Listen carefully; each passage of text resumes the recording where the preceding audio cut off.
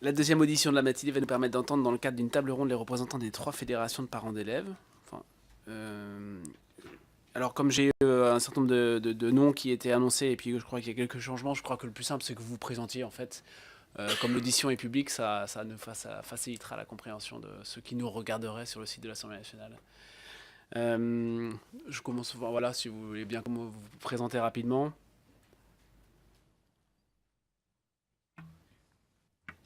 Voilà. Donc je suis Vincent Goutine, je suis élu au Bureau national de l'APEL, qui est l'association des parents d'élèves de l'enseignement libre. Et j'ai comme référence le numérique au sein de cette association. Voilà. Christophe Abram, donc secrétaire général adjoint de l'APEL également. Bonjour, donc Laurent Zamekowski, je suis administrateur de la PEP, qui est la Fédération des parents d'élèves de l'enseignement public, qui est une fédération qui a été créée par les parents il y a 90 ans. Bonjour, je m'appelle donc Hervé Jean, c'est le prénom, le Niger, le nom de famille, Hervé Jean Niger, vice-président national de la Fédération des conseils de parents d'élèves, la première fédération de l'école publique avec 310 000 adhérents. Je vous prie d'excuser donc Madame Liliana Moyano, notre présidente, qui est bloquée dans les Ardennes à cause de problèmes ferroviaires. Ça continue, Monsieur Joannico. L'introduction du numérique à l'école est une formidable opportunité de redéfinir les usages pédagogiques, de rebattre les cartes en matière d'égalité des chances, de remodeler les interactions entre les familles et l'école et bien d'autres choses encore. Sur tous ces sujets, les fédérations de parents d'élèves sont les interlocuteurs responsables et actifs, donc incontournables. C'est pour ça qu'on a souhaité pouvoir vous inviter et vous auditionner dès le démarrage de cette mission d'information sur École 1 Société numérique. Je vous donne donc maintenant la parole pour que chacun de vous nous présente un court exposé, si vous le voulez bien, et puis on poursuivra par un échange de questions-réponses.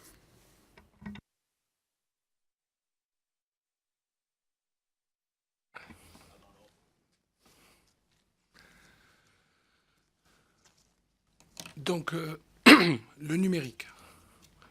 Alors, on se rend compte qu'aujourd'hui, le numérique est très présent dans notre société. Donc, autant l'apprivoiser. Hein, le numérique est là, donc apprivoisons-le. Donc, nous sommes plutôt favorables donc, au numérique. Nous avons vu ça sous forme de 4 thèmes. Le premier thème concernerait plutôt l'équipement. Nous sommes persuadés que l'équipement doit répondre à un projet pédagogique. Et il doit être la conséquence de ce projet pédagogique. On ne croit pas à l'équipement pour l'équipement. On croit d'abord au projet pédagogique et le numérique est vu à ce moment-là comme un outil. Sur cet équipement aussi, nous y voyons un terme d'équité. Alors, derrière ce terme d'équité, il y a une équité déjà entre les territoires, par rapport notamment à l'accès à Internet. Il y a aussi une équité, qu'il doit y avoir une équité par rapport à ces territoires qui n'ont pas peut-être tous la même priorité du numérique. Le numérique n'est pas partout peut-être à la même hauteur dans les priorités de chacun de ces territoires. On y voit aussi, sous ce thème de l'équité, entre les élèves. Il y a encore des familles, même si elles sont de moins en moins nombreuses, et des élèves qui n'ont pas d'équipement à la maison ou qui ont un accès par rapport au territoire à Internet bien moindre que d'autres. Donc là-dessus, il y a ce problème toujours de l'équité. On en voit certains d'ailleurs qui, par rapport à cette équité, font c'est un terme en anglais, mais du bring your own device, c'est-à-dire qu'ils amènent leur propre équipement, mais là-dessus, qui décide, qui a les moyens, qui n'a pas les moyens par rapport à cet équipement, qui décide ils amènent leur équipement ou pas. Donc sur ce thème de l'équité, on y voit quelque chose d'un peu dangereux. Donc par rapport à cet équipement des élèves, il y a quand même des points à régler là-dessus. Et ensuite, sur l'équipement, il y a aussi des moyens à voir sur les espaces et sur les locaux dans les établissements. Ça, c'est le troisième point sur l'équipement. On en reparlera un petit peu plus loin parce qu'on est persuadé que le numérique doit prendre en compte des équipements en termes de locaux parce qu'on doit repenser les espaces par rapport à la mise en place du numérique.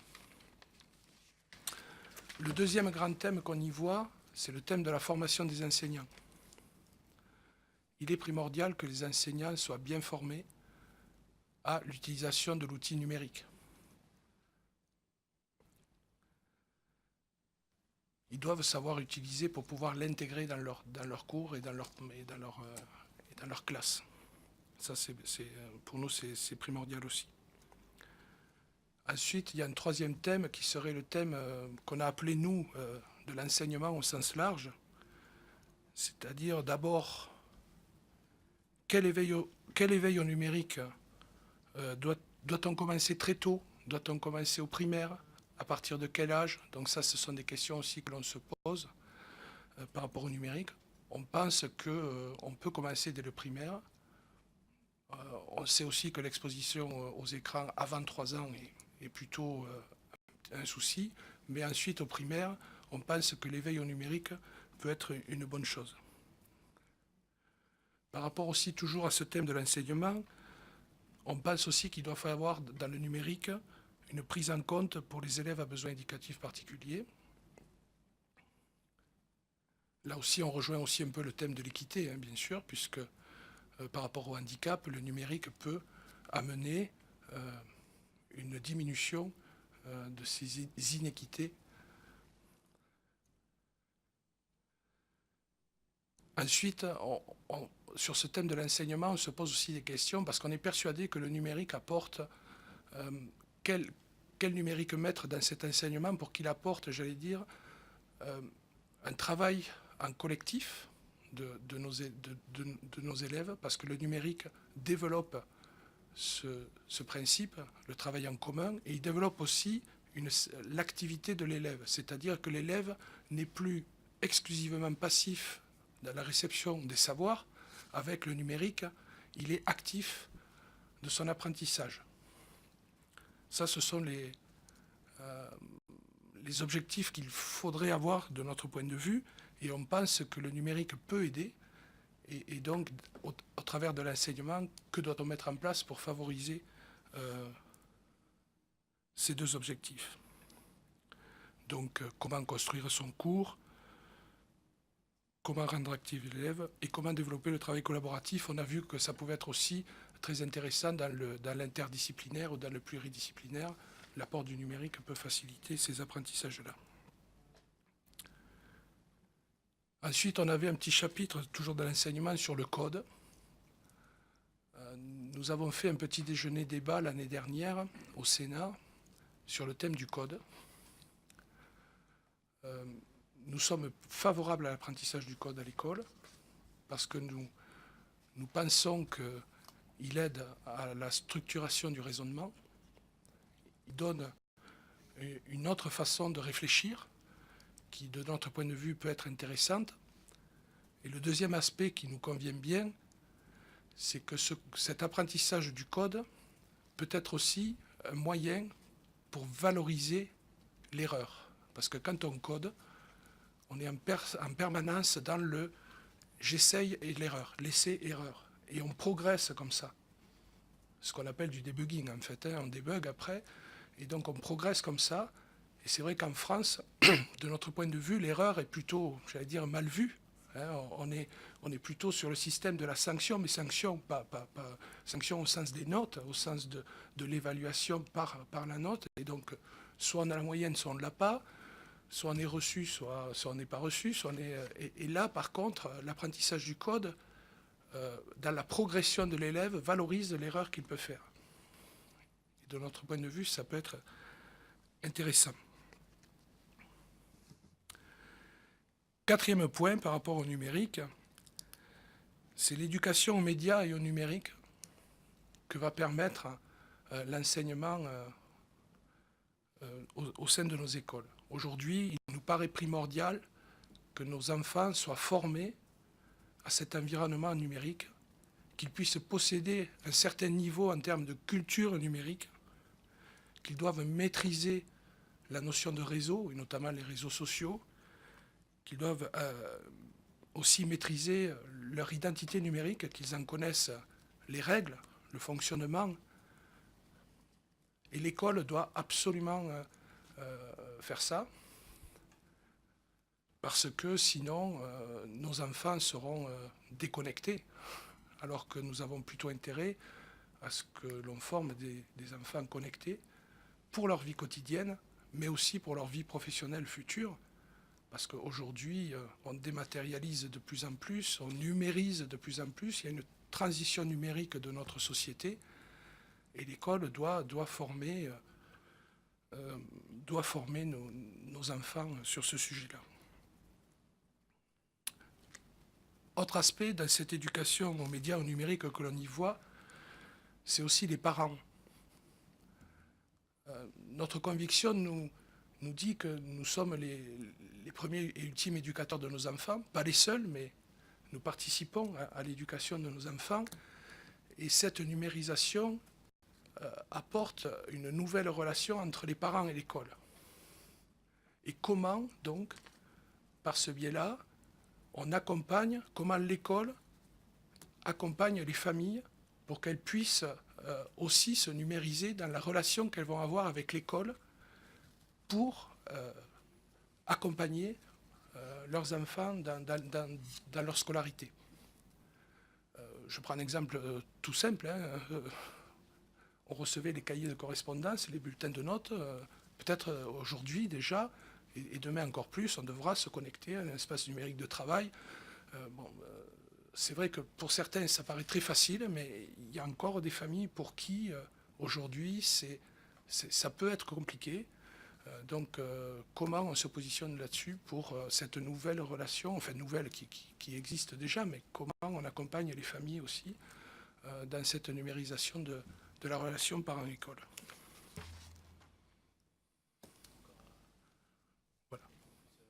Voilà, j'en ai... voilà.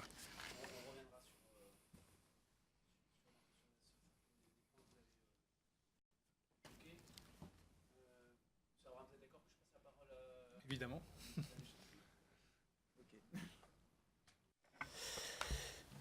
Merci. Écoutez, déjà je peux que souscrire à tout ce que mon confrère de l'Appel a pu dire. Effectivement, quand on parle du numérique à l'école, on est juste en train de parler de l'avenir de l'école, tout simplement. Donc, je veux dire, c'est encore dans la vie moderne. Aujourd'hui, on continue à parler de l'économie digitale, alors que toute l'économie est en train de devenir digitale aujourd'hui. C'est pareil à l'école. Donc, cette vision des choses. Alors, effectivement, sur le déploiement aujourd'hui, d'une manière générale, il faut quand même faire un certain distinguo entre la situation du premier et du deuxième degré. Même si justement, dans le cadre notamment du cycle 3, il y a ce lien entre les deux, et notamment à renforcer le développement du digital dès la primaire. Alors, effectivement, nous, on trouve assez intéressant tout ce qui a été mis en place en termes de formation pour les enseignants, etc. Malheureusement, ça a encore un peu de mal à faire son chemin auprès des enseignants, qui ont encore, la plupart du temps, c'est une démarche souvent proactive de leur part. Ça manque d'incitation. Alors effectivement, dans le contexte où on a du mal à recruter des enseignants, on a du mal à les motiver, c'est pas forcément non plus évident de les pousser dans cette direction-là. Donc il y a un certain nombre qui y va uniquement parce qu'ils ont déjà un intérêt personnel ou une affinité par rapport à ça. Donc il y a un gros travail à faire de ce côté-là. Effectivement, le développement de MOOC, etc. Tout ce qui s'est mis en place en termes de plateforme, d'initiatives, peut-être qu'il y a un portail qui devrait peut-être mieux les regrouper pour pouvoir mieux diriger les enseignants, mais également après, par la suite, les parents, les enfants, etc., vers les ressources. Aujourd'hui, il y a pas mal d'initiatives, c'est assez intéressant. Ça part un peu dans tous les sens. Il y a besoin de structurer, de rationaliser, de mettre tout ça ensemble pour pouvoir arriver à ce que cet effort-là soit vraiment payant. Donc, d'ailleurs, en parlant de la formation des MOOC, il y a peut-être une piste que nous, on explore en ce qui concerne les problèmes de remplacement d'enseignants. C'est peut-être d'envisager des cours en ligne, notamment lorsqu'on a un problème de remplacement court d'un enseignant, notamment au travers, la plupart même dans le primaire maintenant, sont équipés de VNI. Donc on peut facilement projeter un cours et avoir un surveillant qui tient la classe, plutôt que de laisser des enfants aussi bien dans le primaire que dans le secondaire sans rien. Donc ça, c'est une piste à développer. Alors le code, oui, très bien, ça c'est un peu un corollaire de tout ça. On dirait que on parle le numérique, l'avenir de l'école. Effectivement, ça devrait se développer au travers de toutes les matières. Il y a effectivement des choses au niveau du collège qui ont été faites pour essayer de pousser les EPI dans ce sens-là.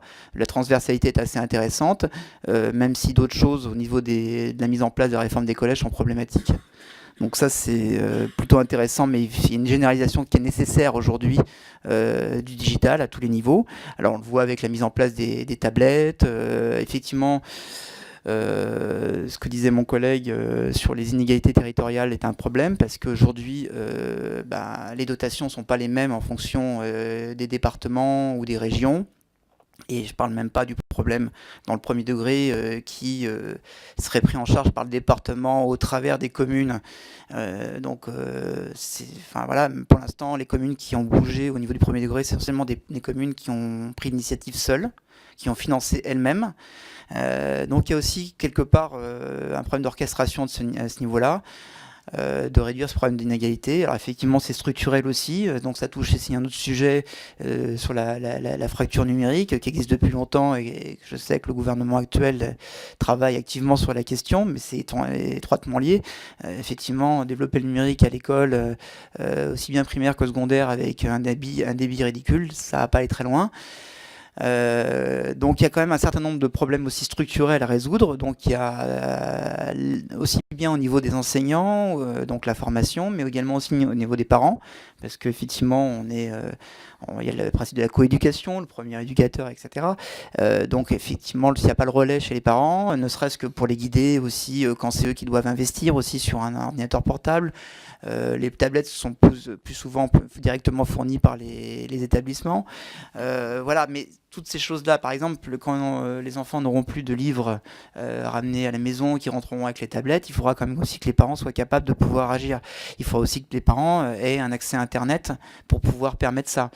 Après, il y a un certain nombre de choses qui vont se télescoper, et là on arrive un petit peu sur une autre partie, qui est effectivement sur l'éducation aux médias, qui est une très bonne initiative, qui à notre sens devrait aller bien au-delà de la logique digitale, et devrait non pas être enseignée au niveau du cycle 4, mais aussi au niveau du cycle 3 au minimum.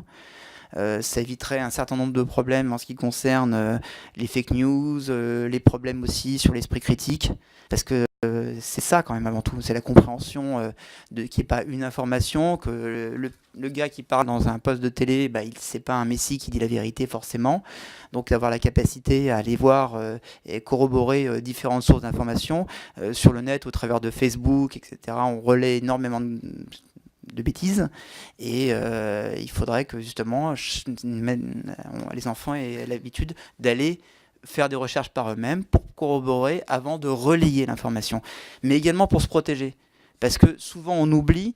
Je veux dire, les petites bêtises que font faire nos enfants sur Internet, ça va les poursuivre jusqu'à la fin de leur jour.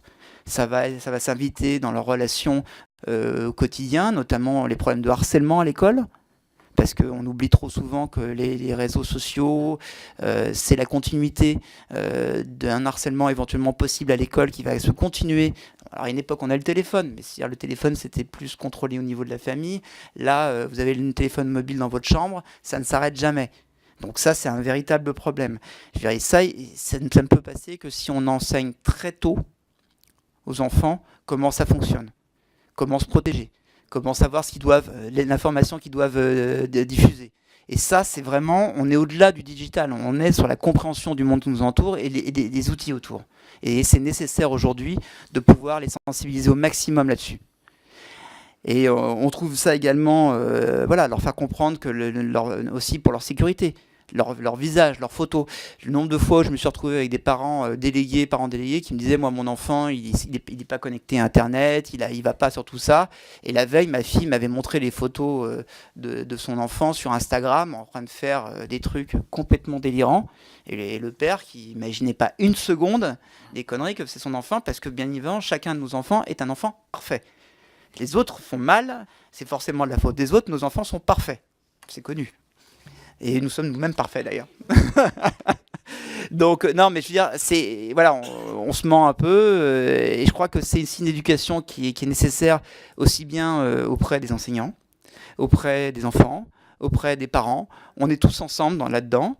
Nous à la PEP, on travaille beaucoup sur cette cohésion, sur le fait que de toute façon, nos intérêts convergent tous dans le même sens. On a cet intérêt que les choses se passent bien et on a besoin les uns des autres. Donc on peut rien faire aujourd'hui si les enseignants n'ont pas été formés. Alors aujourd'hui, par exemple, les choses évoluent un petit peu dans le cadre du handicap, par exemple, dans le cadre des 10, on commence à avoir des débuts de formation de la part des enseignants. C'est quand même une bonne chose, mais voilà, ils ont besoin de cette formation pour pouvoir accompagner des tas de choses nouvelles, l'évolution du monde, et notamment dans le cadre digital. C'est fondamental. Et les parents également ont besoin, donc peut-être à travers de ressources numériques, en ligne, mais également aussi, nous par exemple en termes de parents d'élèves, on peut également aussi des relais. Il y a peut-être aussi un développement de travail avec les pouvoirs publics, avec les municipalités, avec les départements et le régional, parce que également nous on peut être un relais. Parce qu'on est là aussi pour ça. Si on s'engage, qu'on est bénévole, c'est pas pour rien. Donc on a aussi cet intérêt-là. Et puis et puis vraiment de créer au niveau des matières, mais vraiment que ça soit appris le plus tôt possible. C'est franchement, je dirais qu'aujourd'hui, clairement, on s'en fout. Allez, je dirais quasiment au niveau du cycle 2, un enfant aujourd'hui est complètement capable de pouvoir, si c'est amené intelligemment et progressivement, de commencer à développer un esprit critique, à commencer à... Les enfants jouent avec des tablettes et les mobiles de leurs parents, ils sont même pas en maternelle. Donc je veux dire, moi j'ai mon petit-neveu qui envoie des messages, il a même pas 2 ans. Il sait même pas écrire, il y arrive pourtant.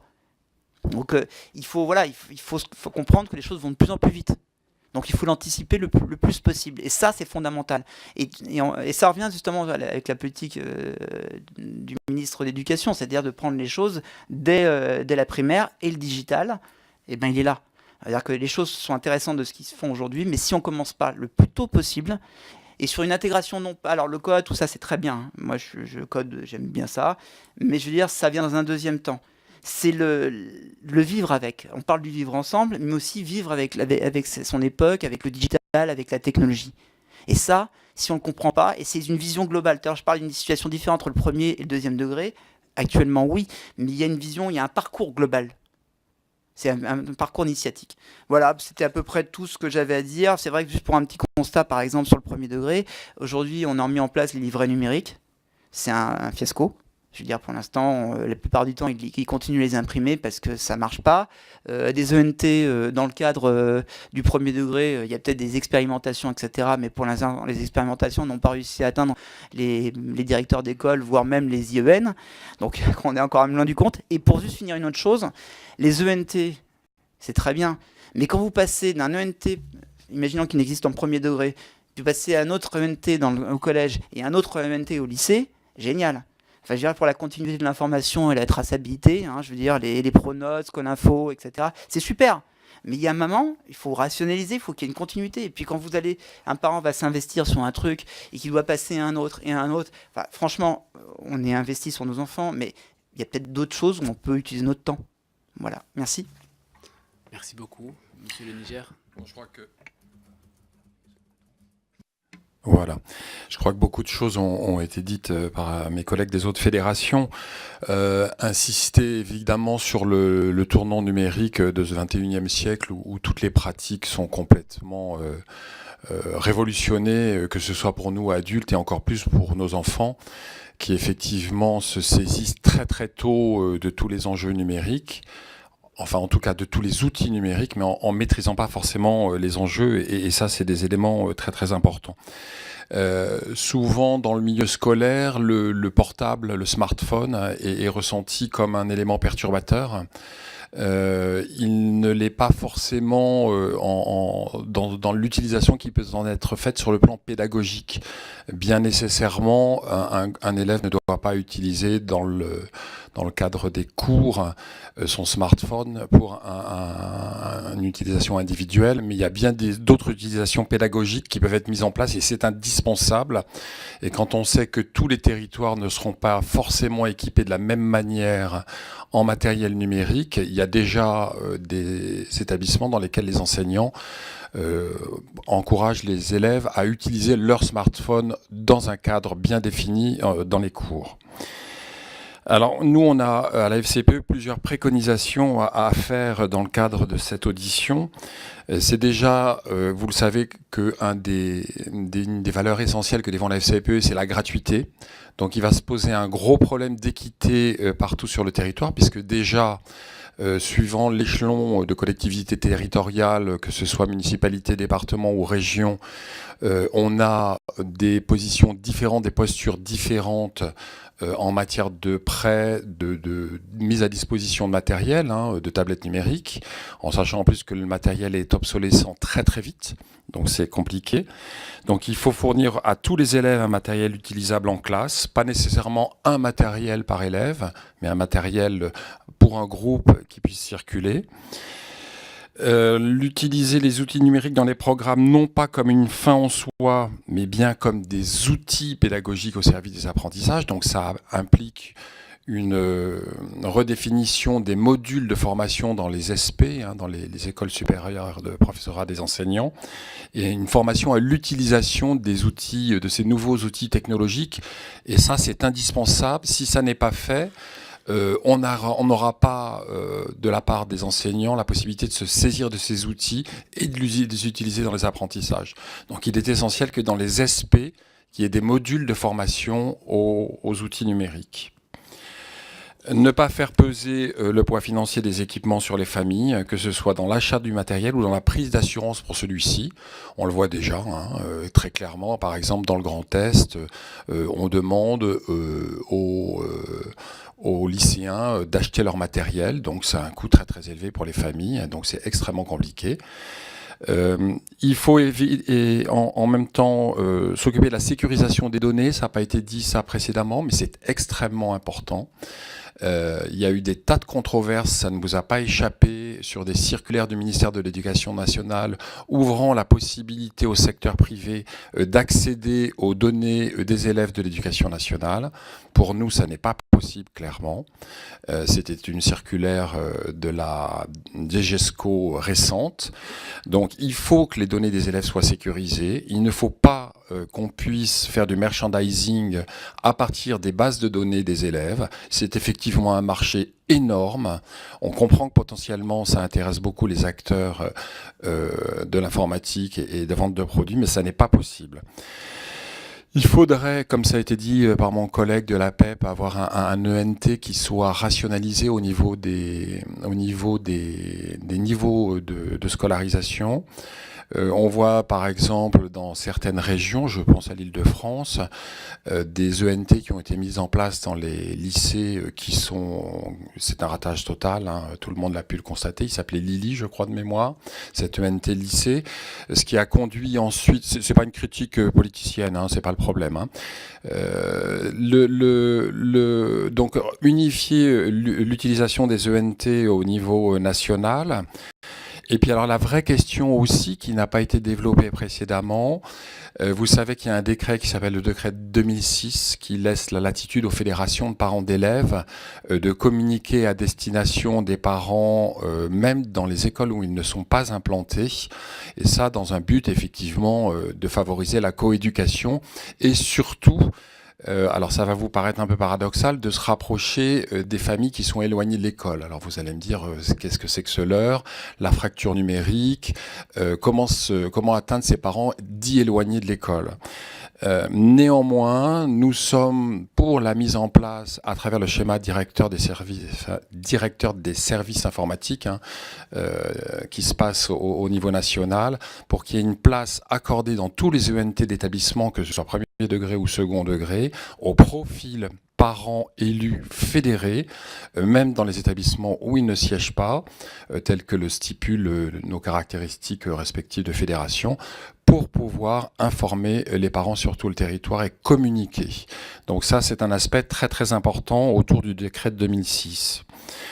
Évidemment, inclure dans les apprentissages qui sont enseignés à l'école, ce qui a été dit précédemment, toutes les conduites à risque extrêmement importantes en matière de harcèlement, en matière de prédation sexuelle, il ne faut pas l'oublier. Nos enfants qui sont sur les réseaux, tous les enfants mentent et disent qu'ils ont 13 ans alors qu'ils sont sur Facebook à 10 ans ou sur d'autres raisons. C'est extrêmement dangereux. Donc il faut les prévenir des risques de prédation sexuelle, de harcèlement. Évidemment, alors apprendre aux élèves à décortiquer les fake news. On est dans une société où finalement l'école n'est plus du tout le moyen de transmission des savoirs uniques. C'est un des modes de transmission et les enfants sont inondés de toutes parts d'informations comme nous adultes.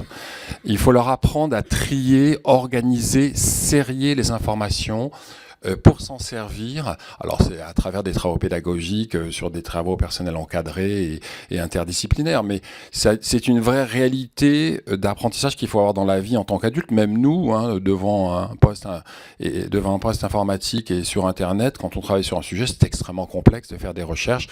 En plus, il ne vous a pas échappé que les réseaux sociaux sont maintenant tout à fait utilisés de façon propagandiste et politique et de façon internationale et avec une grosse implication. Donc il faut expliquer tout cela aux enfants, c'est extrêmement important. Quand on est sur Facebook, on est dans un silo d'informations parce qu'on a les amis qu'on veut avoir avec des amis qui sont tous dans le même silo. C'est ce qui s'est passé aux États-Unis, pour le dire très clairement. Ça a été complètement manipulé. Donc il y a un élément politique extrêmement important en dehors du traitement éducatif de la question. Je voudrais aussi dire deux autres choses qui nous semblent très très importantes. Les logiciels, l'utilisation des logiciels privés par les grosses boîtes privées. Certes, il faut familiariser et les enseignants et les lycéens, élèves et étudiants à l'utilisation de ces logiciels privés, mais il faut encourager les logiciels libres. Il faut savoir aussi que les enseignants innovants, parce qu'il y en a, on construit parfois des logiciels pédagogiques qui peuvent être mis à contribution, développés, partagés, et donc ça c'est un élément extrêmement important aussi.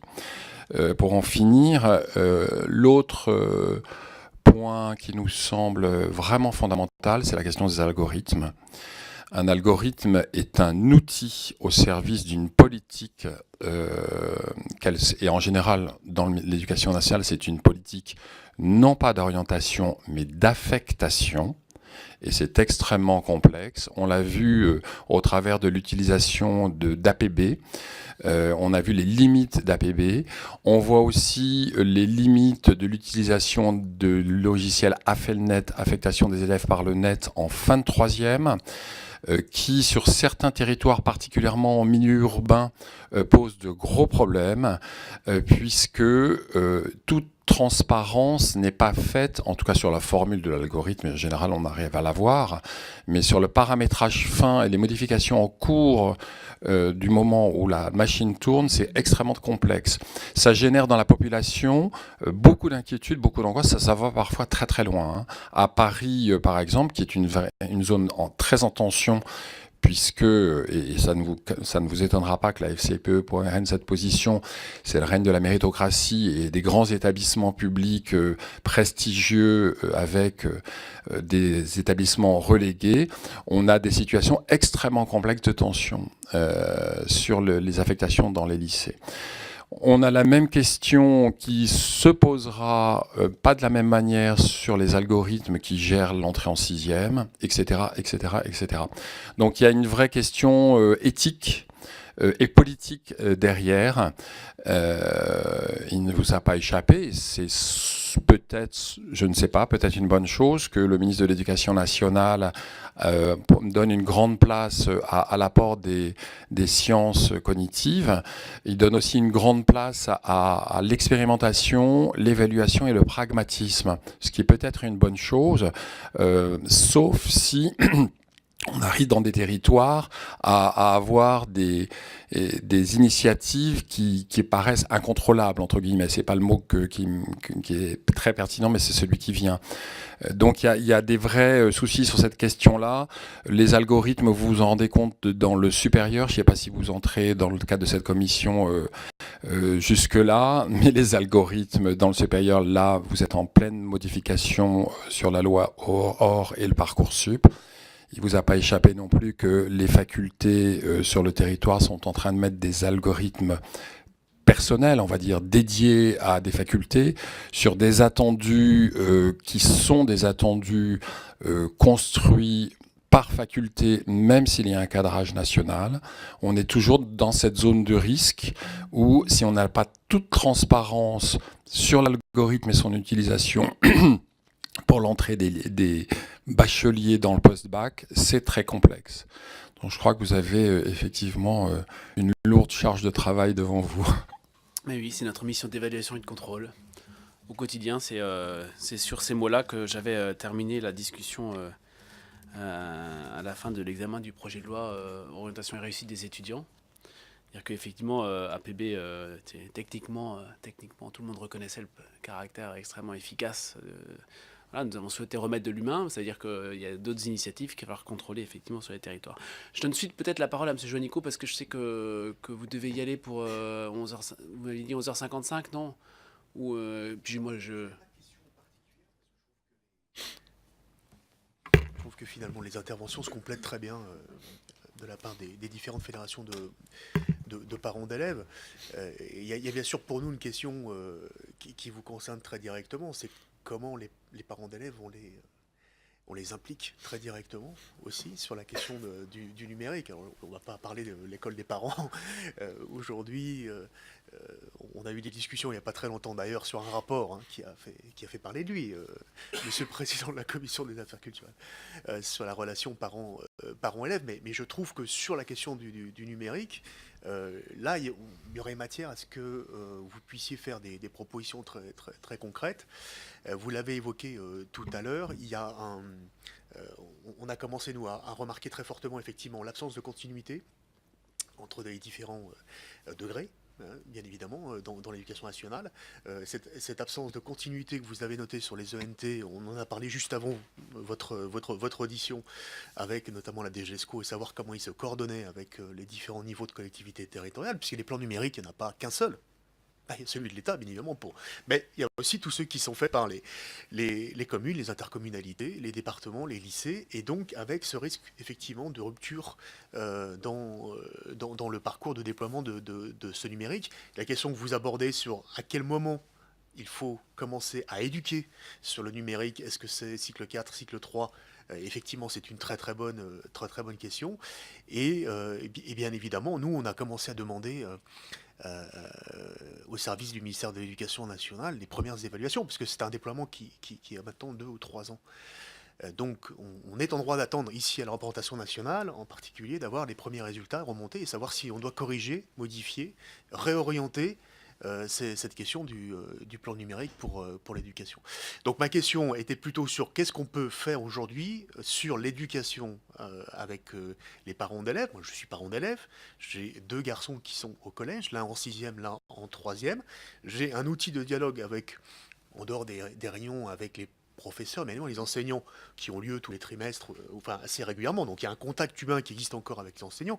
Je connais bien évidemment les principaux, je connais conseil d'administration pour avoir siégé comme conseiller départemental de longues années, mais nous avons un outil maintenant à notre disposition qui s'appelle Cybercollège, de relations entre les parents d'élèves, les enseignants, l'équipe autour du principal et les CPE qui permet d'interagir. Concrètement, vous, quelles sont les remontées que vous avez des parents? Est-ce que ces outils-là sont saisis par l'ensemble des parents? Est-ce qu'il n'y a pas des inégalités qu'on va retrouver du coup dans l'utilisation, bien évidemment, et comment vous, en tant que fédération de parents d'élèves, vous pouvez aussi apporter un certain nombre de formations et puis de supports pour aider les parents d'élèves à accompagner simplement les élèves et leurs enfants dans ce chemin vers un meilleur numérique. Moi, je vais compléter la question de M. Juanico, puisque tout à l'heure, moi, j'interrogeais effectivement la DGESCO qui vous a précédé ici sur l'articulation entre educ.gouv, Eduscol, Canopé, etc. Et puis, finalement, la réponse était la mallette des parents. Alors, moi, ma question, elle va être simple. Comment fonctionne cette palette des parents? On nous a présenté cet outil comme étant à destination des enseignants et à destination des parents. Est-ce que, voilà, comment est-ce que ça fonctionne? Sachant que c'est un des rares dispositifs scolaires qui a été expérimenté, évalué et généralisé. Donc là, pour le coup, on peut... Alors, la mallette des parents, comment dire? En toute, Le ministre aime beaucoup, hein. Il nous a invités. Oui, il l'a expérimenté. Ça devrait être mis en place depuis plusieurs années. La réalité du territoire, elle n'est pas là. Enfin, je ne sais pas ce que diront mes collègues, hein, mais Alors, la réalité du territoire, c'est que la mallette des parents, elle n'est pas utilisée. Pour que les élèves, pour que les parents puissent entrer en communication, puisque c'est la question que vous posez, M. Juanico, à travers le numérique à l'école, c'est certainement pas à travers la disparité des environnements numériques de travail qui sont mis en place et qui sont complètement non unifiés de cycle à cycle.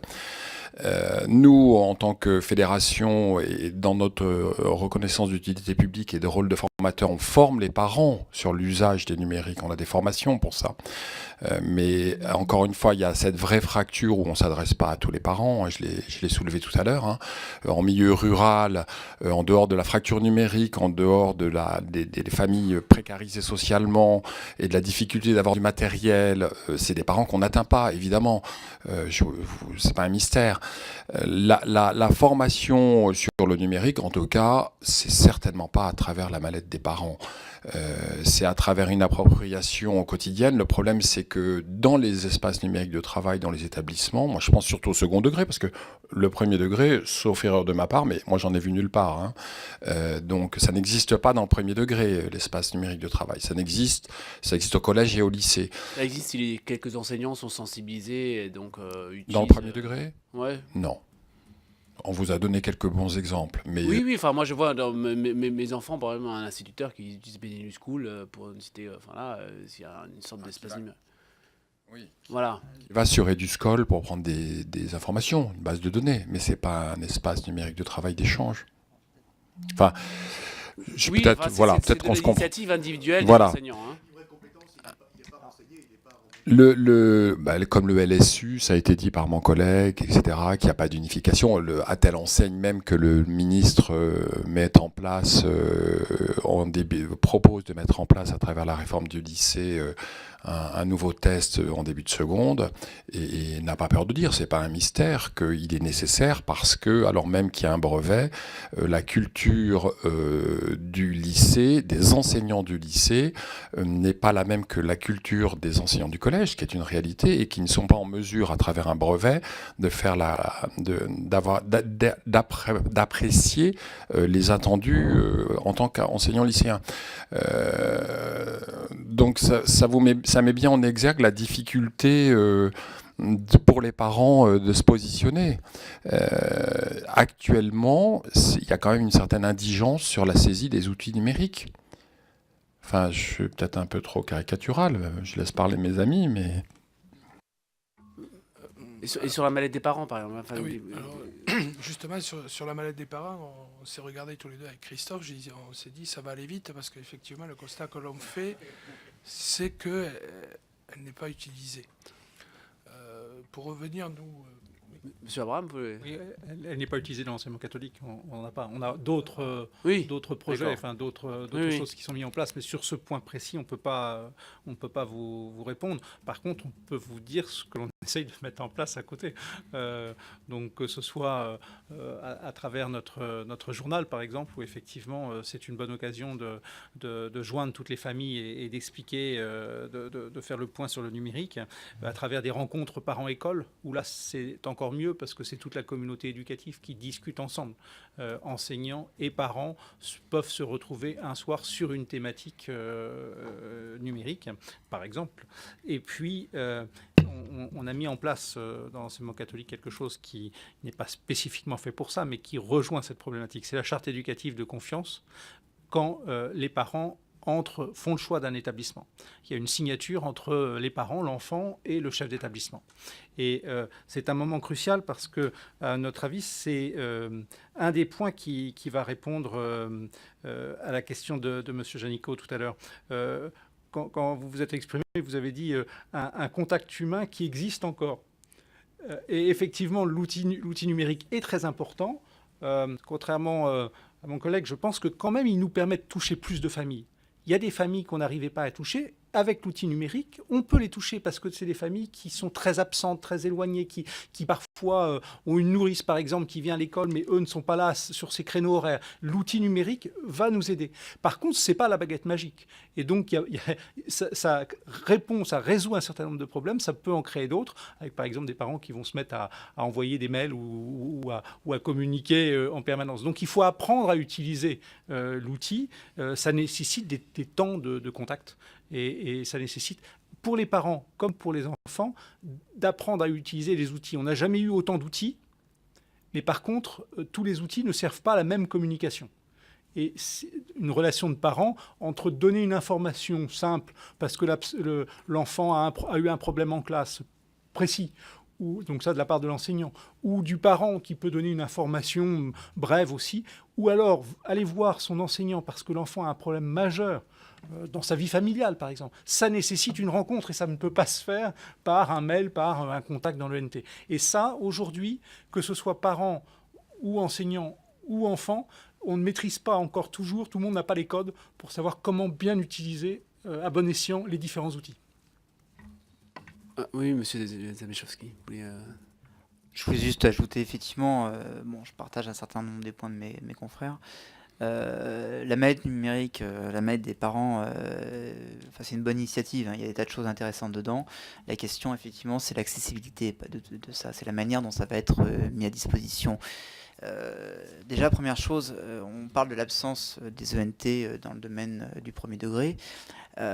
Si les parents avaient été habitués plus tôt à avoir ce genre d'outils à leur disposition, notamment lorsque leurs enfants arrivent vers le collège et après le lycée, ce serait beaucoup plus simple parce que finalement on apprend tous au fur et à mesure, on découvre ça. Enfin, je veux dire, voilà, je suis là devant vous, mais j'ai démarré avec mes enfants, les emmenant à l'école. Il y a plein de choses, pour moi c'était une grande nébuleuse d'éducation nationale et voilà, je me suis posé des questions et c'est très intéressant, mais c'est vrai que si les parents on les fait pas rentrer petit à petit en leur amenant aussi un parcours et qu'on facilite pas cet accès le plus tôt possible, même s'ils vont pas forcément rentrer dedans dès le départ, mais plus c'est là tôt, plus c'est facile de rentrer dans le train et d'accompagner les choses, parce qu'un maman à un autre. Voilà, aujourd'hui, on parlait donc du livret, effectivement, on en est encore à devoir les imprimer. Cet espace-là, aujourd'hui, il est encore difficile pour nous, les parents, d'y entrer. On commence à peine aujourd'hui à pouvoir y relayer les comptes rendus de conseils de classe dans le secondaire. C'est vrai que ce que disait mon collègue, une communication aussi, un espace pour des communications dites nationales, ne serait pas non plus totalement délirant. Il faudrait vraiment que l'ENT soit beaucoup plus accessible pour que nous, les parents, nous puissions justement travailler, aider dans cet esprit-là. Et c'est vrai qu'aujourd'hui, l'ENT, il est encore un peu conservé jalousement par l'administration du collège ou du lycée, et ça pose des problèmes. Alors, c'est même pas forcément une mauvaise volonté, hein, c'est vraiment un problème d'implémentation de la chose, de compréhension de l'aspect global, qui doit être à mon sens mieux expliqué, mieux compris. Et également, pour revenir à ce qu'on disait tout à l'heure sur le premier degré, il y a effectivement, comme vous le disiez, il y a un enseignant référent par école primaire pour le numérique. C'est normalement le process. Cet enseignant référent est celui qui va conduire l'implémentation, quand c'est le cas, par exemple, de tablettes, et voilà, de tout le plan où on va mettre à disposition des outils. Il y a des écoles où ils mettent en place un système avec des tablettes dans des mallettes. En fait, ils ont un système avec la mallette, en fait, fait un peu office de relais Wi-Fi, et ils ouvrent et les enfants peuvent les utiliser. Pour l'instant, il faut que ça trouve sa place dans l'enseignement. Donc ça vient également aussi de l'enseignement la formation des enseignants, mais également trouver qui s'approprie. Ça va prendre un peu de temps, tout ça, et ça doit se faire en parallèle avec l'éducation traditionnelle, parce que là, effectivement, c'est vrai qu'on est à l'heure où on communique beaucoup au travers d'un ensemble de médias, de réseaux sociaux aussi. On est les premiers, nous aussi, à le faire. On a des Facebook, des Twitter, tout ce que vous voulez.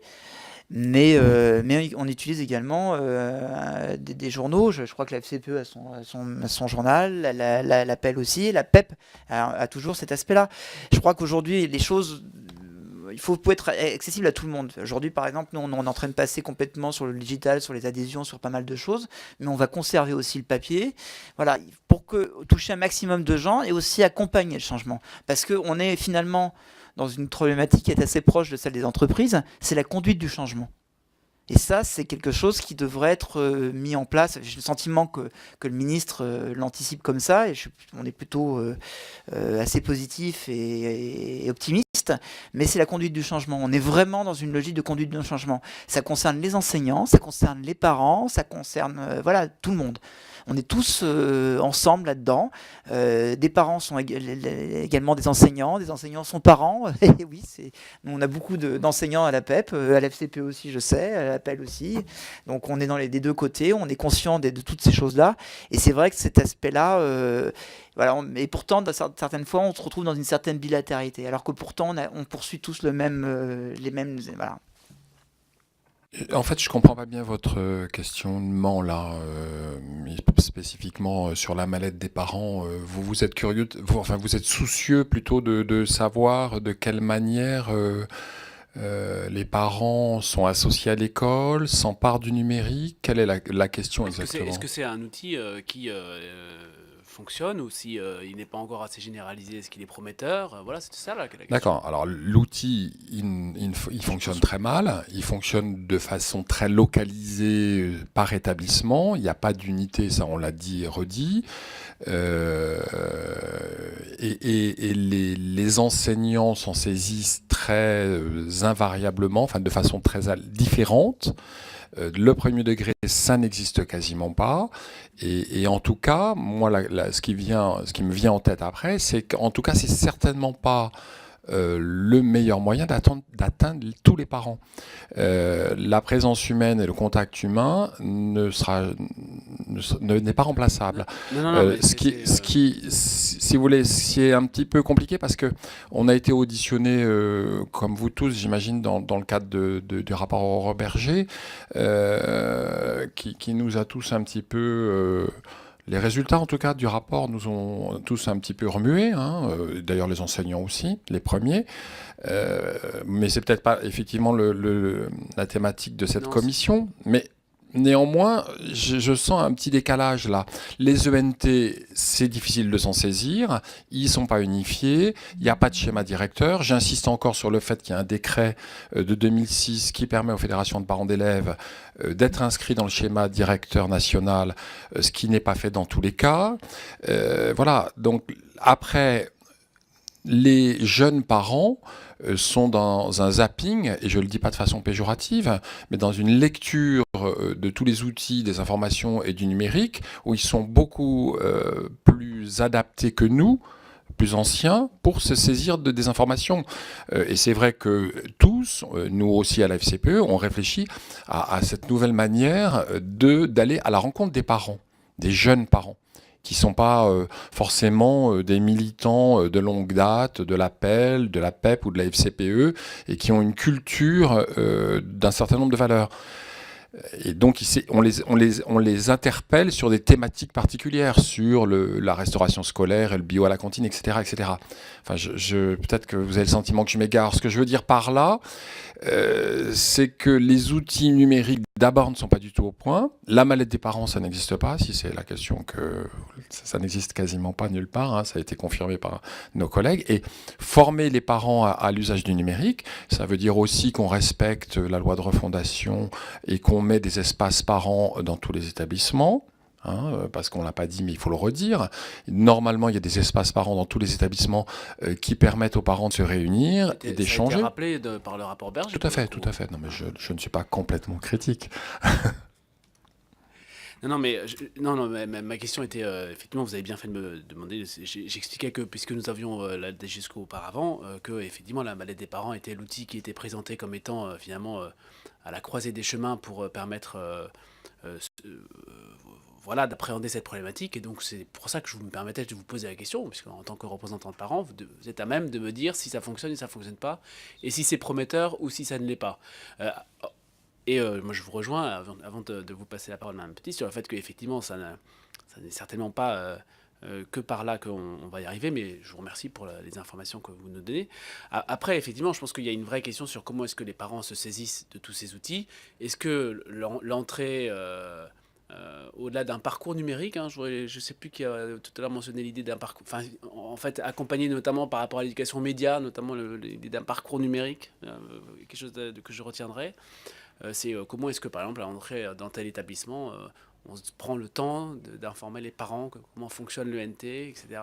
Et la simplification du paysage ENT est, je crois, une des préconisations, voilà, sans vouloir... anticiper la fin du rapport de cette mission qui a justement vocation à améliorer les choses. A priori, c'est quelque chose une ligne de force qui se dégage. Et puis, allez-y, monsieur le Niger, et puis ouais. Merci. En fait, je vais rebondir, comme vous l'avez fait tout à l'heure, Président, sur la mallette, la fameuse mallette.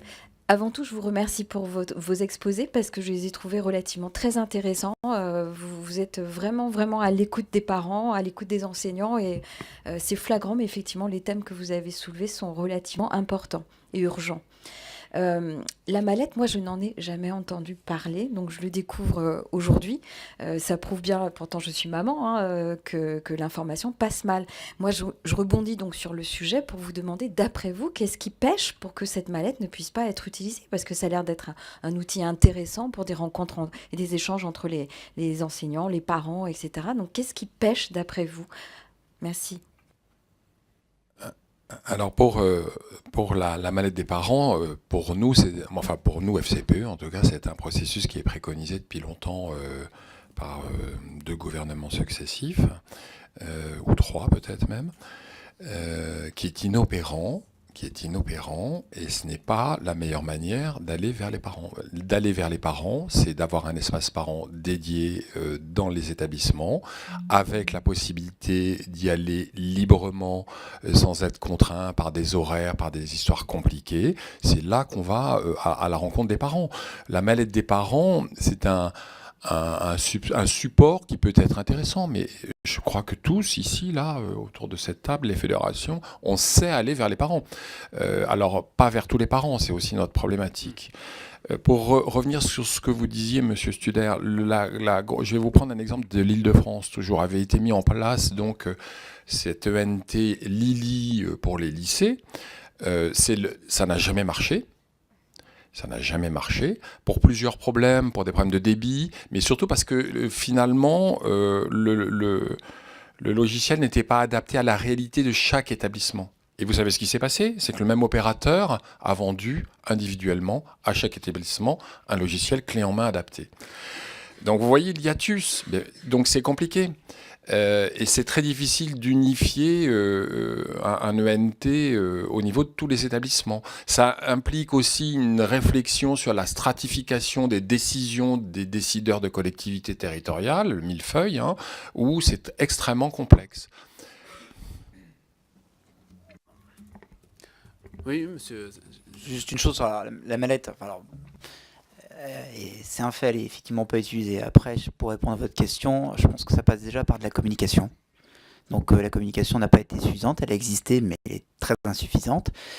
Et après, c'est effectivement, c'est du parcours. Vous l'avez évoqué, on parlait justement de ce parcours numérique, le fait de présenter aux parents justement très tôt, le plus tôt possible, et au fur et à mesure de les accompagner, de revenir à ça, ça va faciliter l'accès à ce genre de choses.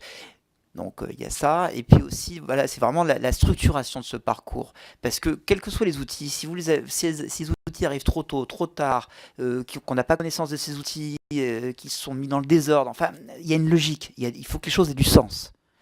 À côté de ça, pour revenir aussi sur le rôle de nos fédérations, peut-être aussi il y a des choses sur lesquelles vous pouvez vous reposer sur nous. Il y a peut-être aussi sur notre part d'implication avec les parents, il y a peut-être aussi des choses que vous pouvez très bien envisager de nous déléguer.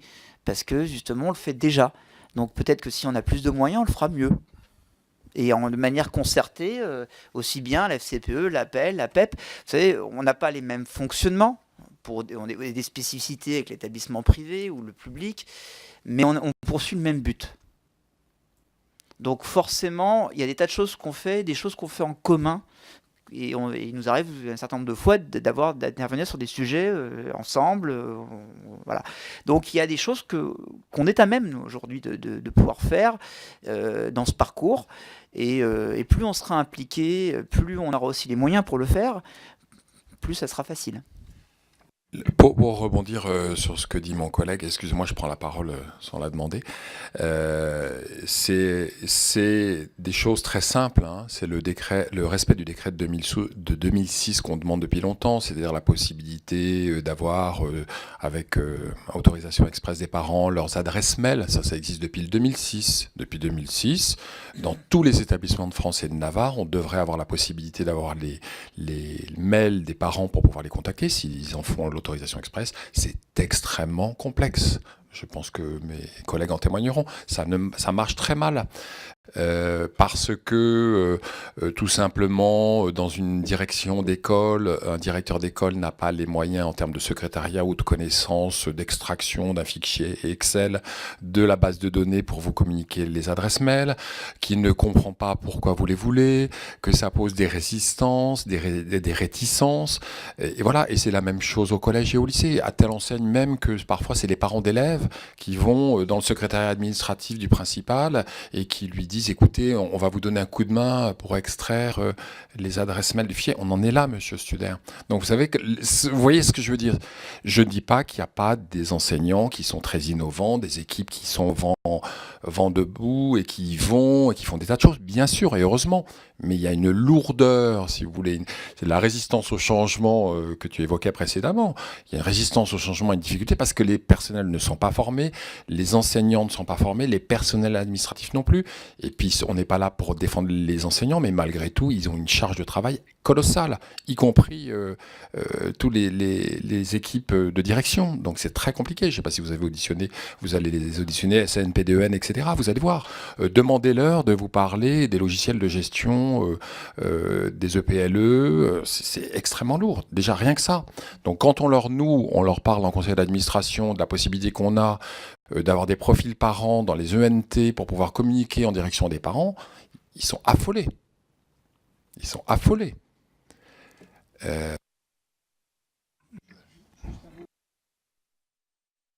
Je ne voudrais pas qu'on se méprenne et que nous n'avons pas dit tout à l'heure que nous étions contre la mallette des parents ou critiquer la mallette des parents. Simplement, elle n'est pas utilisée. Elle n'est pas présente dans l'enseignement catholique. Non pas que, voilà, c'est le choix de l'enseignement catholique, mais aussi du fait de notre organisation. Il se trouve que nous avons la chance de vivre en communauté éducative depuis très longtemps, puisque ce concept a été inventé par les APEL en 1967, on vient de fêter les 50 ans, et que donc la relation parents-enseignants est un point fort que nous développons à l'appel depuis très longtemps. Donc tout à l'heure, la mallette des parents, je ne suis pas donc le mieux à même d'en parler puisqu'on n'utilise pas, mais c'est, pour ne pas s'y méprendre, ce n'est pas un outil donné aux familles, mais bien un outil donné aux équipes pédagogiques pour améliorer la relation, créer une relation de confiance avec les parents. Nous avons mis en place autre chose, qui est la charte éducative de confiance. Les parents qui font le choix de l'enseignement catholique, on leur propose cette charte dès le départ, mais l'objectif finalement est le même.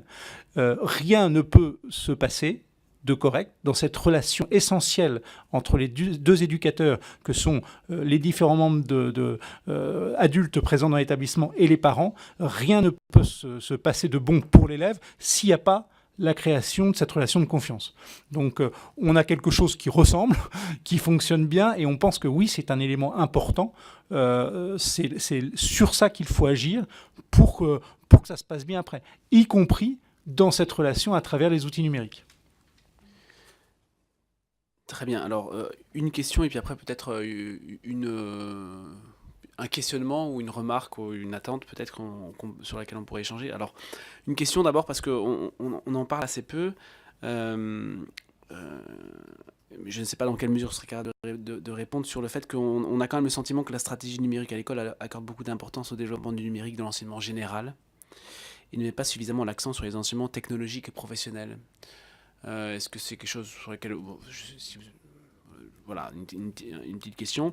Et puis la deuxième question, remarque, questionnement, c'est on a des programmes qui ont été refondus à la fin de l'année 2015 pour les cycles 2, 3, 4, et plusieurs éléments liés à la problématique du numérique qui ont été introduits. Est-ce que vous avez déjà des retours par rapport quant à l'impact des dispositions numériques de ces nouveaux programmes par vos affiliés aux différentes fédérations?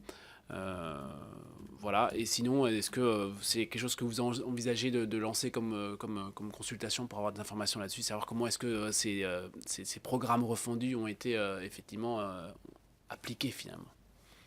Votre première question, c'était sur la disparité éventuelle entre le professionnel, le général et le technologique en termes de... En termes de... Voilà, sur globalement, l'enseignement... Voilà, d'investissement sur le numérique, on a l'impression que c'est...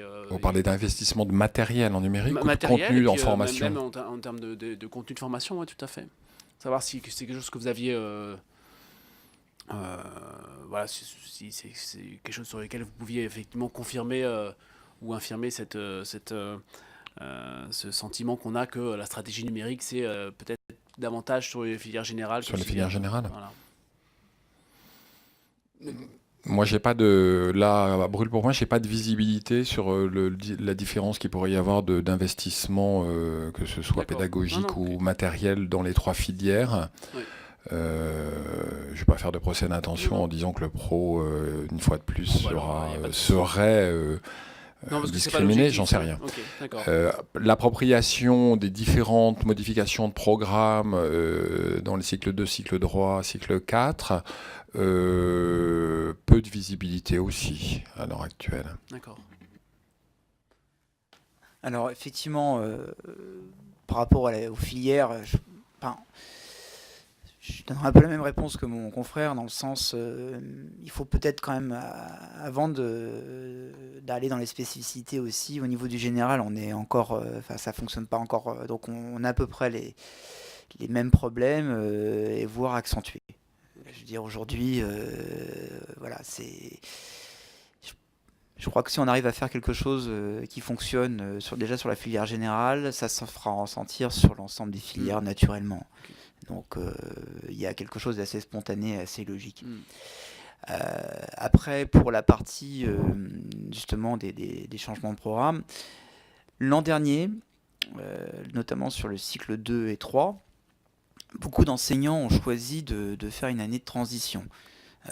Parce que tout d'un coup, par exemple, prenez un CE2, vous avez votre enfant en CE2.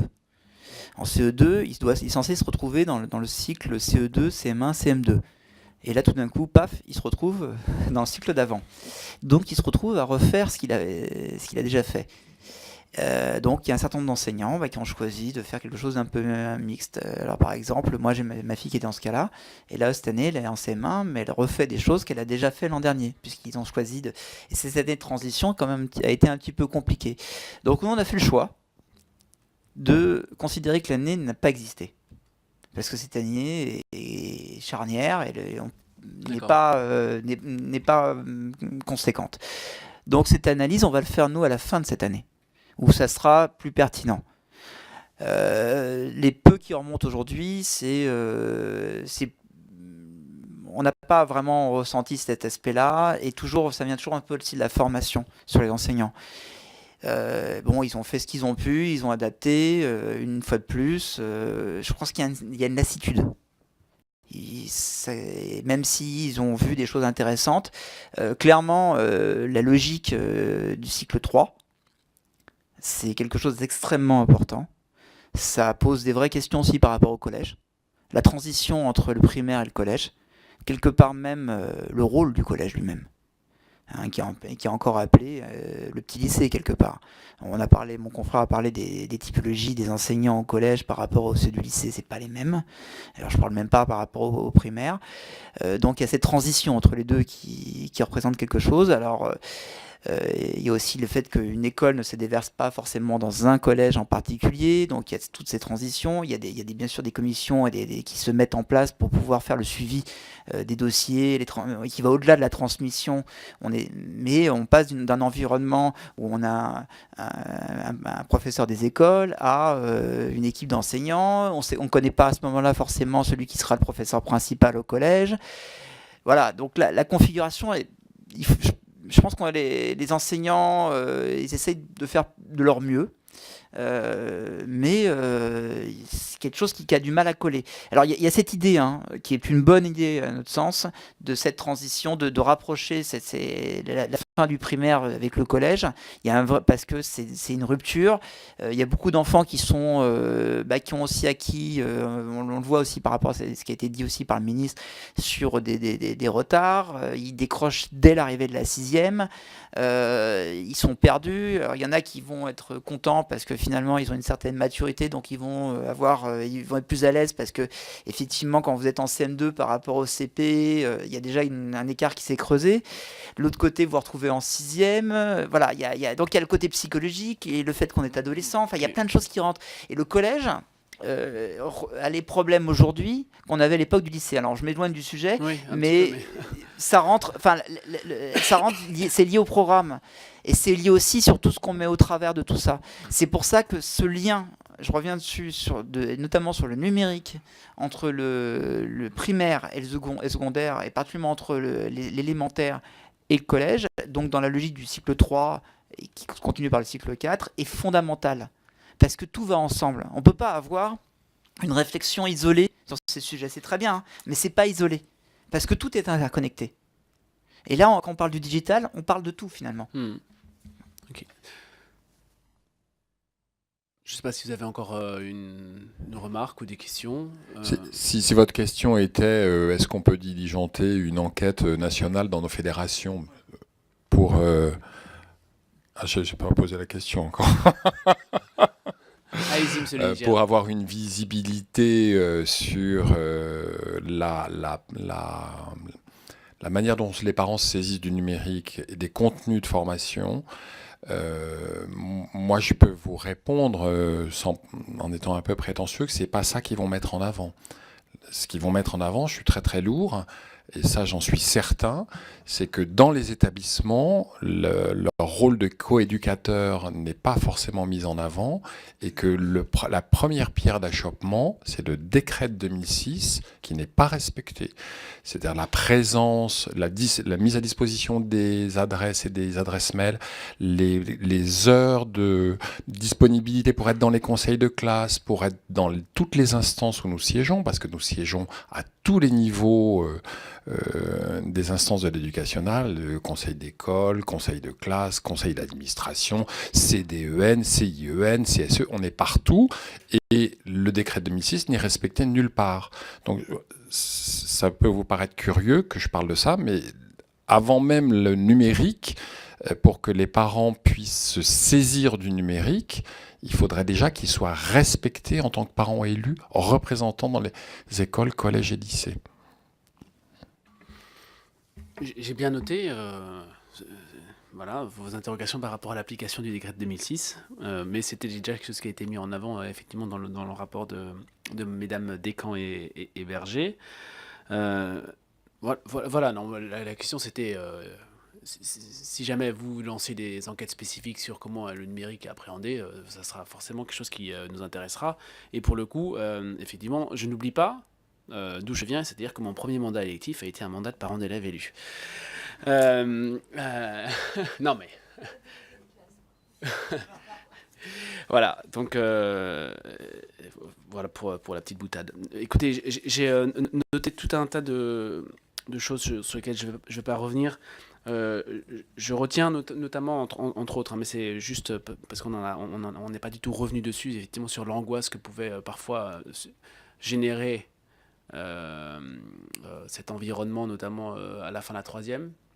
Je pense qu'à FENLAT, c'est une vraie interrogation aujourd'hui, parce qu'on a affaire à des jeunes qui ont 14 ou 15 ans, hein, parce que APB, c'était déjà des jeunes adultes, alors effectivement, il ne fallait pas les laisser dans l'incertitude, c'est pour ça qu'on a décidé de faire la réforme qui est en cours et qui s'inscrit dans un temps long. À FENLAT, là, on est avec des jeunes qui sont des jeunes de 14 ou 15 ans qui voilà, ne devraient pas avoir à subir des incertitudes et de l'angoisse supplémentaire par rapport à des situations dans lesquelles ils peuvent être. Donc ça, c'est une vraie interrogation que j'ai notée. Je crois qu'il y a effectivement la notion de parcours numérique qui ne devrait pas se surrajouter à tous ces parcours qu'on a développés, mais en tout cas peut-être le plus tôt possible, parce qu'effectivement, comme vous le disiez tout à l'heure, à la maison c'est très vite, très tôt, et qu'il y a vraiment, je pense... beaucoup d'interrogations par rapport aux parents. Déjà, je dirais, la question écran, pas écran, enfin, qu'est-ce que savent les parents? Ils se posent déjà beaucoup d'interrogations, de questions là-dessus. Donc, effectivement, à 2-3 ans, les enfants sont sur YouTube, donc il faut accompagner les parents parce que paramétrer YouTube ou Facebook ou ces choses-là, c'est des choses qui s'apprennent. Donc il y a un parcours peut-être effectivement à co-construire avec les parents et ça dès le plus jeune âge. Mais ça veut dire qu'on prend le temps aussi d'avoir c'est-à-dire avoir des espaces aussi équipés. Je pense que les espaces parents doivent être non seulement des espaces qui existent, mais des espaces équipés pour qu'on puisse accompagner les parents dans ces démarches, avec un rôle effectivement, et vous l'avez dit, que ce soit des corps d'inspection, des corps d'encadrement de l'éducation nationale qui sont effectivement essentiels. Le chef d'établissement, que ce soit des établissements du premier degré ou du second degré, par rapport à ce nouvel environnement, il a un rôle aussi dans la conduite du changement qui doit être essentiel.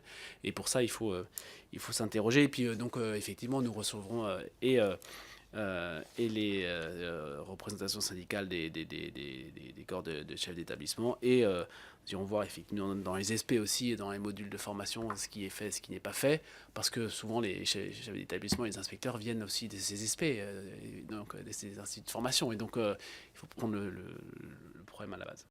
Voilà, en tout cas, merci beaucoup pour le temps que vous avez pris pour venir nous voir. Nous restons à votre disposition si jamais dans l'observation que vous avez du déroulement de cette mission, il y a un moment donné où vous avez besoin de nous interpeller à nouveau ou de nous faire transmettre, ou de nous transmettre des données, des informations. Enfin, on est à votre disposition pour cette mission qui, de toute façon, est appelée à se développer sur les mois qui viennent, hein. On n'arrête pas la semaine prochaine. Voilà. Merci beaucoup.